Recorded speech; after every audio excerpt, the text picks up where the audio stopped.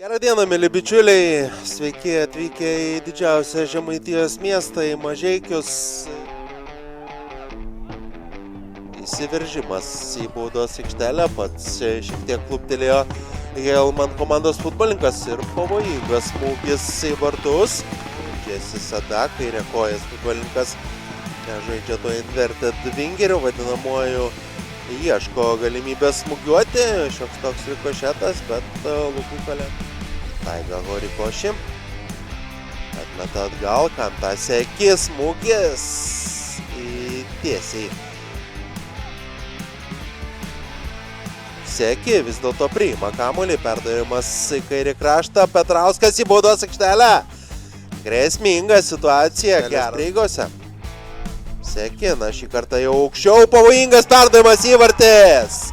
Įvartis krenta Deividas Gineitis, komandos kapitonas. Na ką sakiau, kaip aktoriui reikia kartais ne vieno dublio, taip ir Kantai Seki prireikė antrojo dublio 41 ir užsitikrinti pergalingą persvarą šiose rungtynėse. Pavojingas smūgis ir Džesis Seki prie kampinio gairelės, jau penktasis atmosferos kampinis šiandien. Kolendo Helmanų vartininkas iškumščiavo kamuolį toliau nuo savųjų vartų. Tiesa, atsimušti kol kas dar nepavyksta svečiams, o čia matome įvartį.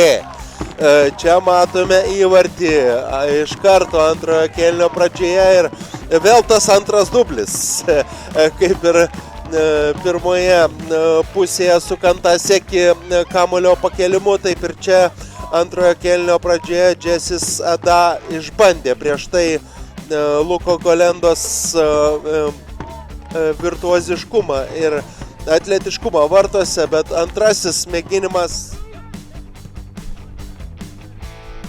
Veselinovičiaus numetimas Taigai Horikoši, gražus.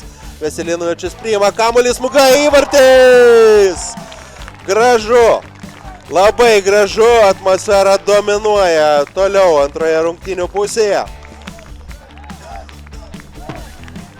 Michailo Veselinovičius pats labai gražiai numetė kamuolį Taigai Horikoši.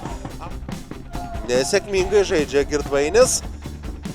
Ir šansas Helman komandai, griūna baudos aikštelėje, atrodo griūna, 24 numeris Domas Sinkevičius pasiruošęs atlikti baudinį, smūgiuoja labai galingai, visiškai priešingą pusę nuspėja Liutauras Juška, o dabar konfliktas tarp abiejų komandų futbolininkų, užsipuolamas Juška ir reikia įsikišti, rundai bus daug geresnis nei buvo pirmasis.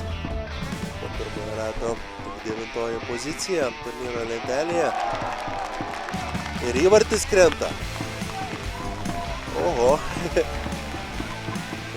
Jutaro Funami ir Keima Kitazava sveikina vienas kitą.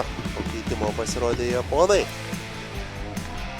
Užsižiūrėjau, atsiprašau, į turnyro lentelę ir nepamačiau šio epizodo, dar kartą žiūrime. Kitazava perima kamuolį. Viskas, skelbia rungtynių pabaigą Mantas Ličkus, taigi Mažeikių atmosfera ir šios komandos aistruoliai Mažeikiuose džiaugiasi pergalę šiandien.